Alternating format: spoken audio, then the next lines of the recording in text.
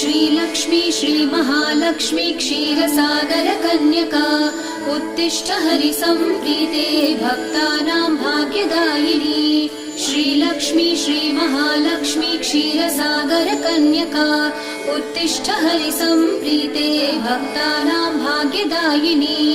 उत्तिष्ठोत्तिष्ठ श्रीलक्ष्मी विष्णुवक्षस्थलालये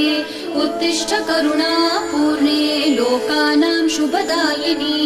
उत्तिष्ठोत्तिष्ठ श्रीलक्ष्मी विष्णुवक्षस्थलालये उत्तिष्ठ करुणापूर्णे लोकानां शुभदायिनी श्रीपद्ममध्यवसिते वरपद्मनेत्रे श्रीपद्महस्तचिरपूजितपद्मपादे श्रीपद्मजातजननी शुभपद्मवक्त्रे श्रीलक्ष्मी भक्तवरदे तव सुप्रभातम्।